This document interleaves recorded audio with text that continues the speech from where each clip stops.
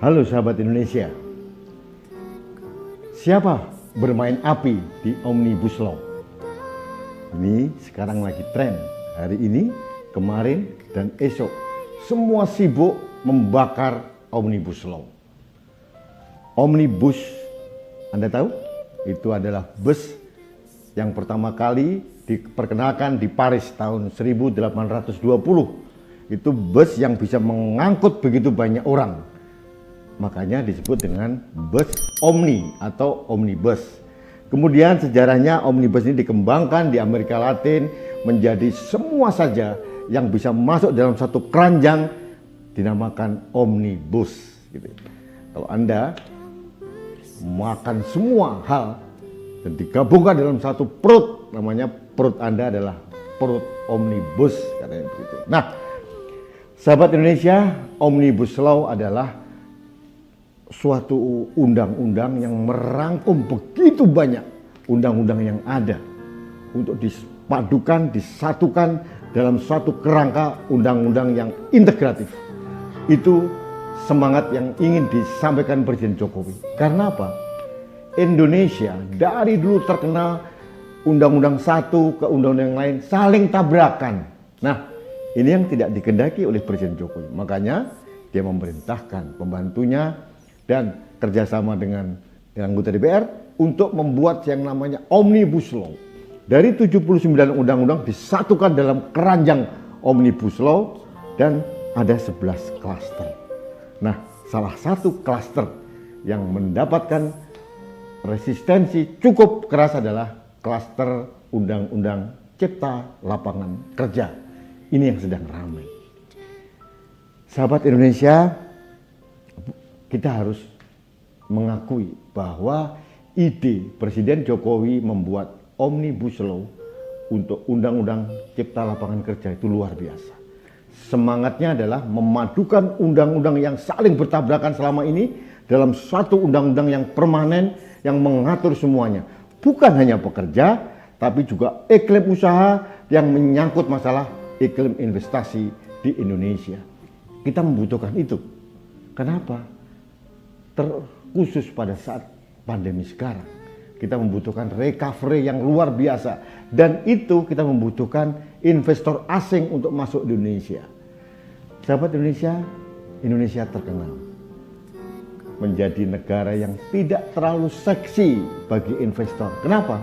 Bukan karena sumber daya kita tidak melimpah. Bukan karena apa? Yang paling utama ternyata karena tidak ada kepastian hukum di negeri ini. Itu yang mereka katakan. Hukum atau peraturan sering tumpang tindih sehingga mereka bingung. Nah, ini yang akan dipersatukan oleh Presiden Jokowi dalam suatu undang-undang yang sangat integratif yang namanya Omnibus Law, Undang-Undang Cipta Lapangan Pekerja. Artinya ini penyempurnaan dari undang-undang yang ada. Bukan menghapuskan atau bukan malah merugikan para pihak yang di dalamnya. Dalam Undang-Undang Cipta Lapangan Kerja tidak ada satupun pasal-pasal yang merugikan buruh atau pekerja. Tidak ada satupun yang merugikan asosiasi pengusaha atau investor. Intinya Presiden Jokowi ingin membuat iklim usaha yang kondusif. Makanya beliau ingin dikenang sebagai Bapak Omnibus Law di Indonesia. Tapi pertanyaannya sekarang, mengapa Omnibus Law, khususnya yang klaster Undang-Undang Cipta Lapangan Kerja ini, begitu mendapat tolakan? Nah, ada beberapa hal. Saya mengkritik juga pemerintah dan DPR, bahwa mungkin selama ini pemangku kepentingan yang ada, mulai dari asosiasi pekerja atau federasi buruh atau yang lain-lain atau mungkin akademisi, kurang didengar suaranya. Makanya menimbulkan resistensi. Tapi kalau dari versi pemerintah atau versi DPR, mereka sudah melakukan itu. Mungkin kurang optimal. Nah, sahabat Indonesia, beberapa hari ini muncullah tolakan-tolakan Omnibus Law, Undang-Undang Cipta Lapangan Kerja. Muncul berbagai keluhan-keluhan bahwa Undang-Undang Cipta Lapangan Kerja merugikan buruh ini. ada mungkin 12 item. Ternyata begitu ditelisik lebih dalam lagi, semuanya hoax alias berita palsu. Kenapa? Tidak ada di Undang-Undang Cipta Lapangan Kerja ini yang merugikan buruh, masalah buruh kontrak, atau pekerja dengan paruh waktu, atau cuti, itu pun tidak ada yang dirugikan. Semuanya diatur. Mungkin mereka kurang teliti dalam membacanya. Nah, yang paling mungkin lagi, ada kelompok tertentu yang menggunakan isu Omnibus Law ini untuk membuat kegaduhan. Saya sebagai rakyat percaya yang terakhir ini. Kenapa? Kalau mau punya itikat baik, harusnya mereka datang ke DPR sebelum diundangkan kemarin untuk datang, ini loh, saya tidak setuju poin ini. Bukan dengan turun ke lapangan dengan membuat chaos. Apalagi di saat pandemi yang harusnya semua kita menjaga jarak aman satu sama lain. Nah, ini apa yang terjadi? Beberapa hari yang lalu, Ketua Serikat Pekerja mau mengancam akan membuat demo besar-besaran, mogok nasional. Nah, kemudian ada lagi nih yang mantan jenderal, mantan Panglima TNI dan kelompok, kami mendukung gerakan mogok nasional. Pertanyaannya, tahu nggak sih orang-orang ini dengan Omnibus Law Cipta Lapangan Kerja? Kalaupun ada yang tidak sempurna, sempurnakan. Duduk bersama kita sempurnakan. Ada jalur-jalur lain untuk menyempurnakan itu. Yang pertama, kita bisa melakukan yang namanya penekanan kepada DPR untuk mereview kembali undang-undang itu. Bisa. Toh itu belum diundangkan sekarang. Ya, sahabat Indonesia, undang-undang ini belum serta-merta berlaku pada hari ini juga. Meskipun sudah diketok palu oleh Ketua DPR. Perlu peraturan-peraturan turunan di bawahnya. Perlu peraturan pemerintah, peraturan menteri, peraturan dirjen, peraturan gubernur, peraturan wali kota, peraturan bupati. Jadi pasti panjang urutannya. Jadi kenapa kita terburu-buru mau menghantam pemerintah dalam kaitan ini? Saya kok tidak yakin mereka punya niat yang baik. Mohon maaf nih sahabat Indonesia. Karena saya tahu kelihatannya orang-orang ini punya intens yang negatif. Punya kehendak yang negatif, hanya membuat kegaduhan. Oke, yang pertama tadi. Yang namanya judicial review. Bisa dilakukan melalui apa? MK. Kalau sebagai warga bangsa atau kelompok warga bangsa tidak setuju dengan undang-undang, kita bisa melakukan uji materi di Mahkamah Konstitusi. Semua ada jalurnya, semua ada jalannya, semua ada mekanismenya. Kenapa itu tidak dilakukan? Jangankan masalah pasal demi pasal, dibatalkan pun bisa kalau MK memutuskan seperti itu. Jadi ada dua jalan. Jalan untuk meminta DPR untuk mereview kembali atau minta kepada MK uji materi. Ada jalannya, ada mekanismenya, ada caranya. Nah, sahabat Indonesia, saya dengar hari ini dan mungkin besok mereka mengerahkan mahasiswa. Aliansi BEM seluruh Indonesia akan menggerakkan mogok massa karena dianggap pemerintah zolim. Hei mahasiswa, ngerti nggak Anda Omnibus Law? Ngerti nggak Anda Undang-Undang Cipta Lapangan Kerja? Sudah belajar belum? Jangan bergerak, beraksi hanya berdasarkan asumsi atau kabar bohong. Sebagai intelektual, Anda memalukan. Sebagai pemimpin bangsa, memalukan kalau Anda ikut dalam tarian yang digerakkan oleh orang-orang yang sengaja membuat chaos. Pelajari dulu, satu demi satu, pasal demi pasal. Kalau tidak, memalukan. Anda nanti hanya sebagai kayak kuda. Kuda tunggangan para politisi, kuda tunggangan para gelandangan politik, kuda tunggangan para petualang yang ingin merebut kekuasaan dari negara ini. Malu, Anda calon pemimpin bangsa. Jadi mendingan kalau saya jadi Anda, saya akan datang ke Ketua DPR atau ke pemerintah minta penjelasan lebih detail seperti apa. Apakah benar hoax ini? Tentu saja namanya hoax tidak ada yang benar. Tolong belajar mengerti tentang sesuatu yang esensial. Jangan hanya di permukaan, Anda bergerak, mengerahkan orang di masa pandemi, belum nanti terjadi klaster dari demonstrasi ini, Anda bertanggung jawab.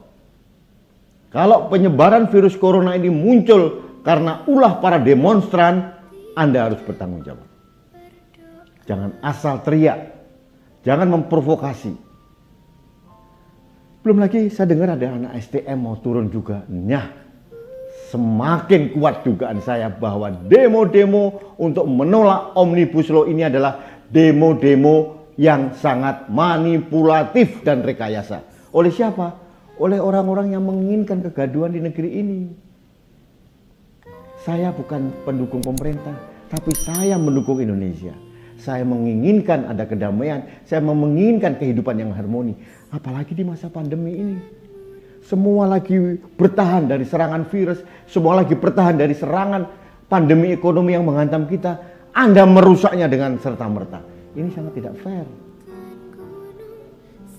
Jadi saran saya kepada adik-adik mahasiswa atau ada di STM atau kelompok-kelompok pekerja, jangan mau Anda dijadikan tunggangan kaum politisi busuk yang sekedar ingin memanfaatkan keberadaan Anda di lapangan. Yang rugi siapa? Anda. Nanti kalau investor tidak mau datang ke sini, nanti kalau pengusaha hengkang dari Indonesia, pabrik-pabrik tutup, siapa yang rugi? Anda bukan?